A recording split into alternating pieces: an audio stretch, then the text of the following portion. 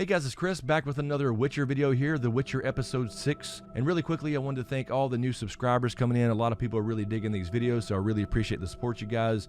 And to continue this march back to 100K as we start to move forward again after the end of Game of Thrones, which started making us go backwards. I really appreciate the support, you guys. So if you dig these type of videos, please watch until the end, like, share, subscribe, and all that good stuff, and that will continue to get us back into the YouTube algorithms. So anyway, let's jump right in. The Witcher Episode 6, Rare Species.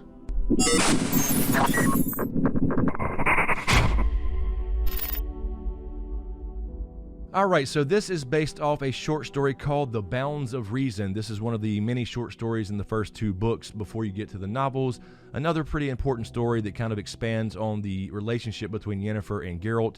As you can see here, as we saw the last episode, they had just met in the short story called The Last Wish. And in this one, it's been a while. They've been separated for some time, obviously. So again, these small time jumps here. But again, if you keep thinking about the Ciri storyline being the current timeline, and Yennefer and Geralt are kind of in the past for now until they converge, I'm assuming in episode 8 at least. But this is a really good short story in the books I enjoyed as well. You know, we start out with Geralt. He's in a cave somewhere fighting a basilisk type creature. It's basically just a venomous flying dinosaur essentially, and the point is that the people that hired him think he's dead. He's been in there a while, whatever, and they start to take his stuff, and we see this random guy named Botch walk up, and we see these two warrior chicks with him, and it really just seems like a random encounter. And the idea is that this guy is of course secretly the Golden Dragon, the unheard of and thought to be a myth Golden Dragon, and those two were his protectors or bodyguards or whatever, because they are very rare.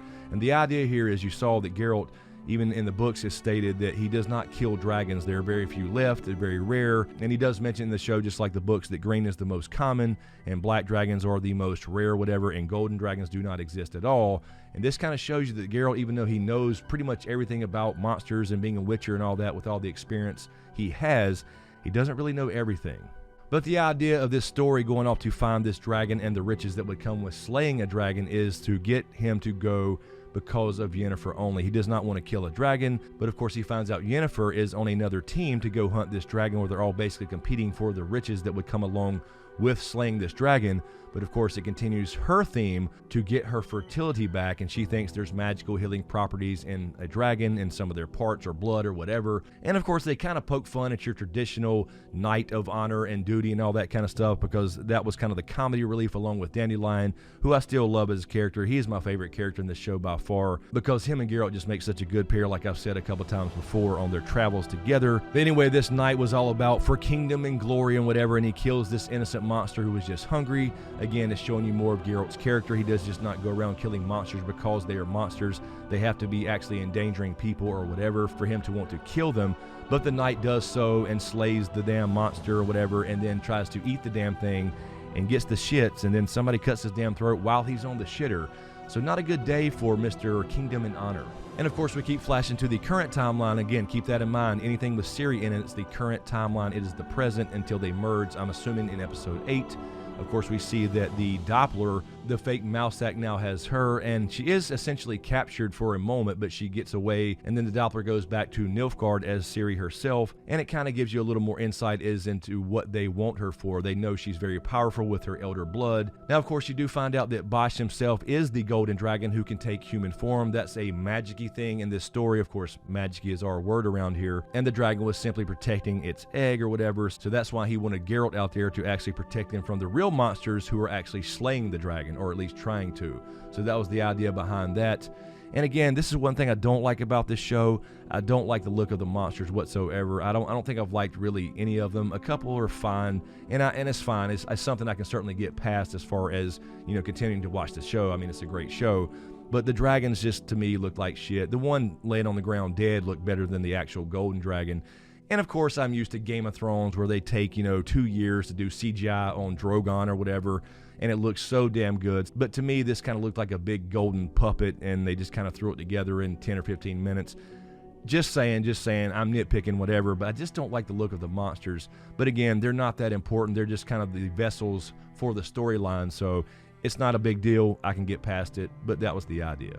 And you got a few hints along the way as well that he was the dragon, because Taya or Vea, one or the other, said to somebody that he is the most beautiful when they were asking, I believe it was Dandelion, when he was asking why are they like helping him out. It's just like an odd pairing or whatever. So they gave you some hints that he was the dragon in the first place. But the really important part of this was to continue the relationship between Geralt and Yennefer. He goes along because of her. She's still after something to cure her infertility. And of course you find out that they are both sterile, and it goes along with some of their parallels as well, why they're so much alike and why they probably love each other. Or again, does it go back to the last wish that Geralt made in the last episode? And you get a little bit more history on them not having a choice, of them being who they are. So it brings into question the whole destiny thing. But you can definitely see a change in Geralt when he's around Yennefer. He's normally kind of the stoic, stone cold type of guy. But when she's around, like he even said in the show, I talk around you more in 5 minutes than I do in 2 weeks when I'm not around you. So it's exploring their relationship. He finds out that she wants to have a baby, tries to talk her out of it, all that kind of stuff. And of course they end up with their first breakup in the show, where she finds out that he made the last wish that we were talked about in the previous episode, which bound them by love. So now she thinks their relationship and their attraction is all just magic or whatever and not real. And this will kind of set the tone for their relationship going forward. One thing I noticed in this episode as well, and maybe you guys can help me out in the comments, is we keep seeing these kind of tall rock monolith things. The one like Ciri knocked over with her yelling in a previous episode. I saw like 2 or 3 of these at least in this episode, just off in the background. So I'm not really sure, even reading some of the books so far, what those are. So if anybody knows what these rock monoliths are, please let me know in the comments below. But I thought the really good scene in this episode that kind of displays the Yennefer and Geralt relationship is that when they spent the night together, they kind of flash back to the Last Wish episode where he had left or whatever the next day. Because he is a witcher, he continues on his travels or whatever to make money. That's his job essentially. But this time, with the whole lilac and gooseberries thing that was brought up once more, he actually stayed, and that's what made it really solidified again before she found out about the last wish. So now she thinks it's all based on magic. Anyway guys, another really good episode. I really enjoyed this one, except again for the look of the monsters, in this case dragons, but whatever, I can get past that, it's fine. Still a great show. Let me know what you think in the comments below, and as usual, thank you for all the support, especially you guys on Patreon, and a huge shout out to my executive Patreon SmokeScreen producers. And of course, if you dig what I do here, please give these videos a like, comment, and a share, and be sure to subscribe to get everything, and click that notification bell so you're notified when I drop a new video. So thanks for watching, and we'll see you next time.